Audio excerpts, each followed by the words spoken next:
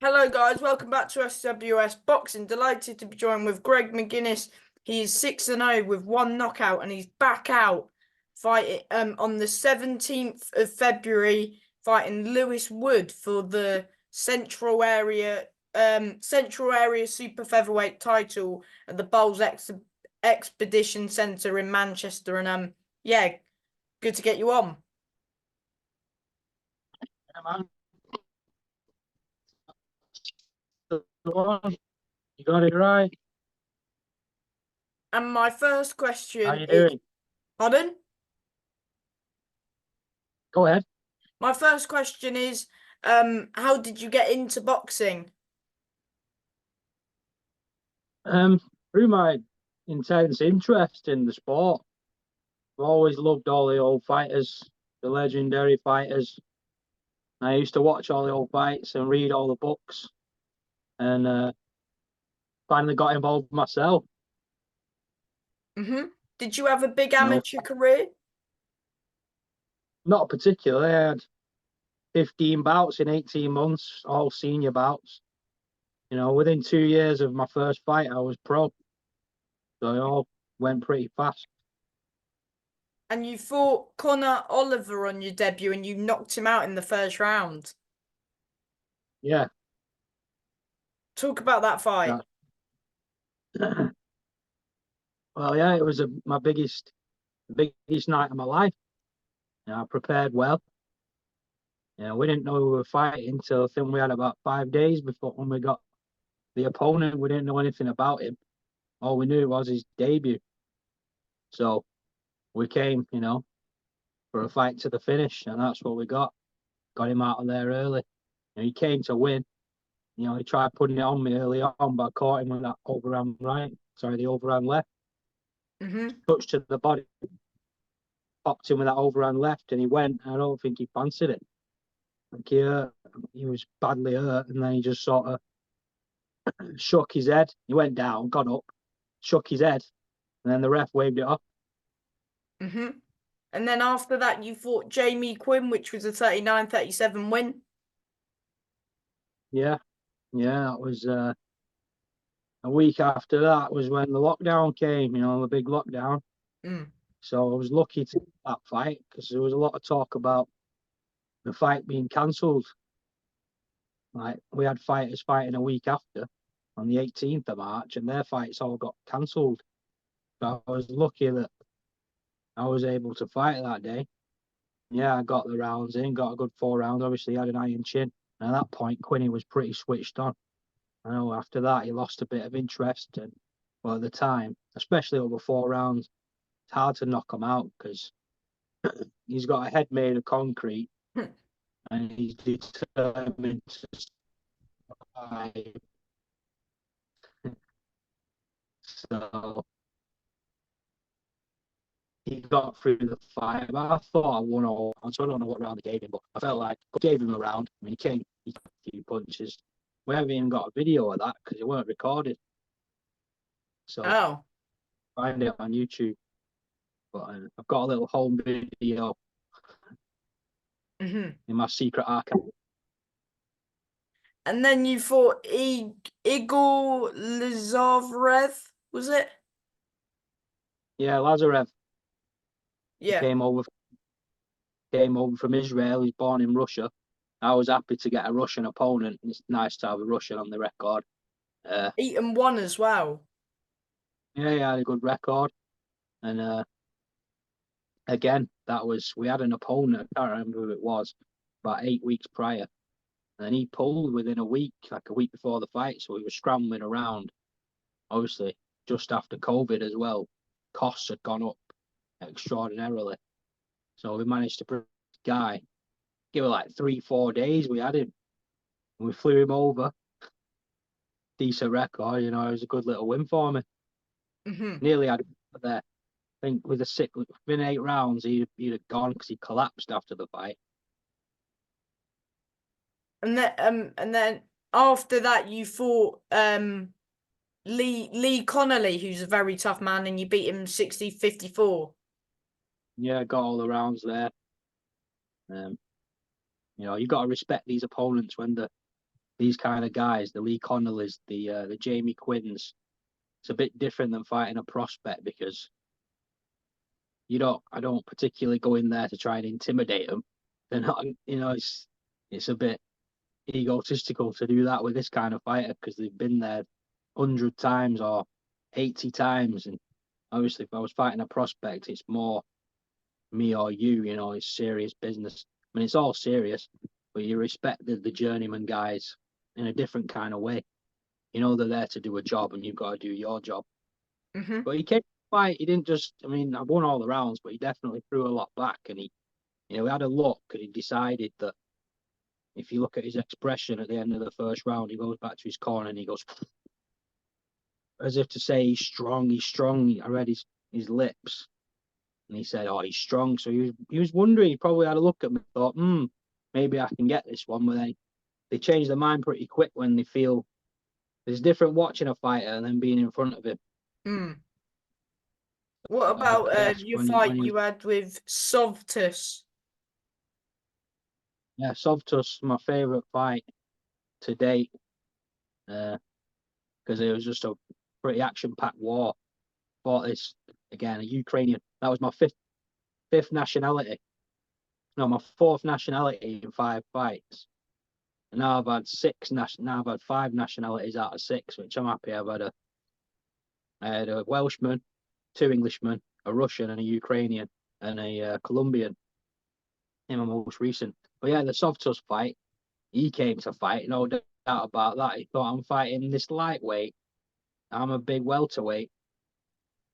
He was a puncher. He knocked out a few prospects. And he thought, I can probably take this one. He got a win the week after against a 6-0 prospect because I think he was a bit like, or a lot, he was really sort of disappointed with how it went. I think he went away thinking, Jesus, I didn't expect that to go like that. And it gave him a bit of pride. And I think the week after, he came to turn someone over big time, just like he wanted to do with me.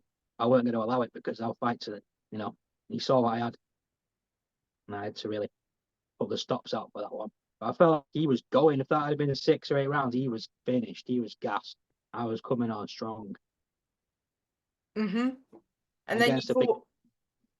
Pardon? Against the guy his size and that, so it was I was pleased with it. Mm-hmm. Rate your performance out of 10 that night against Softus? 7. Good performance? Yeah, like I said, I was buzzing with the win and the war because it was exciting, everyone loves to see that kind of fight. It's just an all action in fight, which is my style basically. And you get victory is the most important, but there's always improvements. I say 7 because I didn't knock him out in the first round. That's a perfect performance. It's 10 out of 10 would be a first round knockout, taking no punishment, annihilating a man. But that's even my debut, I give it an 8.5. Mm-hmm. And then you fought a Campo. Yeah, that was most recent fight. Just a workman-like performance. I thought they'd give me all the rounds. I like my form in that fight. I like my techniques come along quite a lot now. I'm a lot refined. So I was pleased with some. I'm never like satisfied completely because there's always work to be done. But I was pretty pleased with the way I looked in that fight, technique wise, especially in the 3rd and 4th round.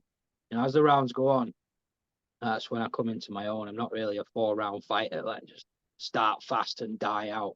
I'm a guy who warms into fights, and the longer rounds, the better.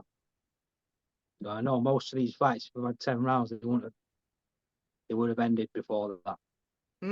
Well, you've got your next fight is your first 10-rounder, and you're going into the champion's backyard in Manchester. So how you feel? My first question about that, your upcoming fight, is how does it feel going into the Lion's Den? Well, you might put it that way, but to me, I'm the lion. in this fight. You know, and he's going to find that out pretty quickly. I don't look at it like I'm going in anyone's den. They're in my den. That ring is my place. That's my place of business. And he's going to feel the full effect of Greg Mcguinness. And of course, he did win the belt last time out. I think it was against John Edmondson, was it? Yeah. Yeah. Thoughts on that fight? From what I've seen, I've not seen too much of it. I've seen a short highlight, but you know,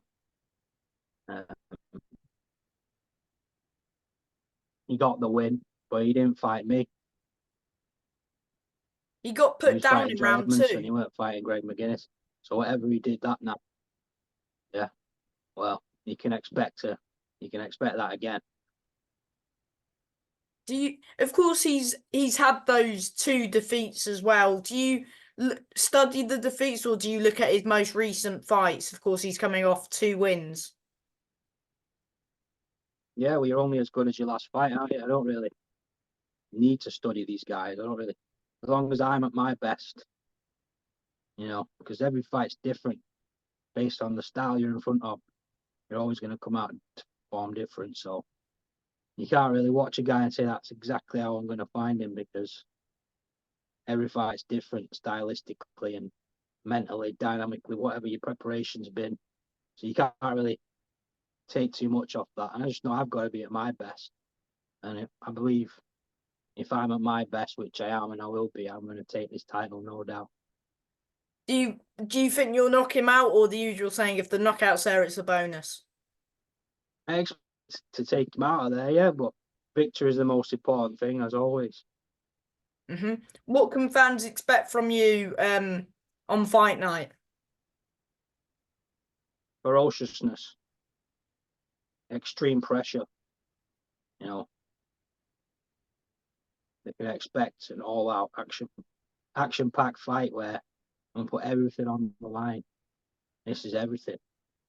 There's What does this nothing, belt mean to you? nothing exists beyond that night. You know what I mean? This is it. It means every second that I've trained in all these years, every bar bag, every spar, all them tough moments, which I love, you know, accumulate into this moment. I'm not going to let it wait. I'm not going to waste it. And before I let you go, do you want to thank managers, trainers, but anyone who's helping you on your journey at this moment in time? Yeah, I've got a great team there. I've got Elite Boxing, my head coach and trainer, Alex Matvienko, my promoter. And alongside, we've got Tom McNeil and Phil Robinson, lots of other coaches as well in the gym.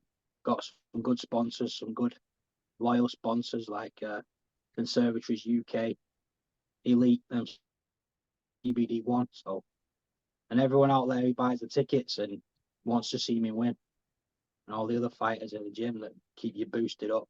You know, we're all. If you've ever been to Elite Boxing, it's a big squad, it's a big family. So we all build each other up. And from me, mate, thank you for your time and good luck on February 17th. All the best. Anytime, we'll speak again. Thank you, Appreciate mate. it. Bye. Bye.